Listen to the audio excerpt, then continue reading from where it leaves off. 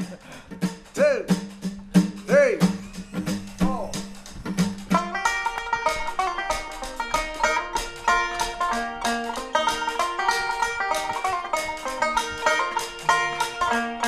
Now, Dan Tucker was a fine old man, washed his face in a frying pan, combed his hair with a wagon wheel, and died with a toothache in his heel. Get out the way!